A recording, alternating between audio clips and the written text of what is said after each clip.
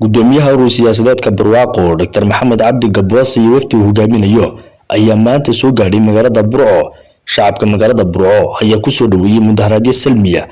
siiri wajigabax taa bedelkeeda doctorku waxa uu filayay in soo dhaweyn loo sameyn doono. hase yeeshee shacabka magaalada Burco waxay sheegeen inuu yahay gabi ahaanba Dr. Maxamed Cabdi Gaboos siyaasi marar kala duwan fashilmay. sidoo kalena waxay sheegeen in siyaasigu ururada uu furo uu gabi ahaanba ku fashilmo. waxaana hadaladoodii kamid ahaa waa magaalada Burco dadka aad arkaysaan waxay taageero yihiin jamaahiirta caraysan astaantooda ay sitaan calanka ay sitaan xisbiga qaranka wadani. waxaanu leenahay madaxweynaha dalka maanta haysta anagu madaxweyne uma aqoonsanin madaxweynaha muddada yar ay u harsan tahay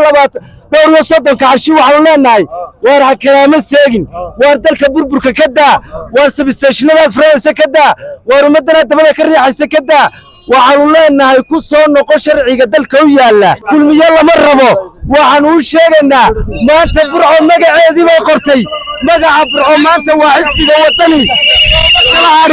waa reer Burco oo cid u maqnayn waxay ka soo jeedaan sharci darrada la wado iyo ururka la soo dhaweynaya waxa la kabla taagayo iyo waxa siir baxaya iyo soo lagu qalin wargaysan maanta dalkii sharciga gacanta lagu qaatay ninka madaxweynaha sharciga buu laabay wuxuu ka tagay dowladnimadii wuxuu ku shaqeynayaa wax isaga u dara waa arkaysan ummadii Burco maanta waxa leenahay ummadda khasab laguma maamuli karo inay dhalinyarada dareenkooda muujinayaan oo ay diidan yihiin waxa Muuse wado ee nugu wado haddii aanu doonayno cid Muuse wato Muuse leeyahay yeeli mayno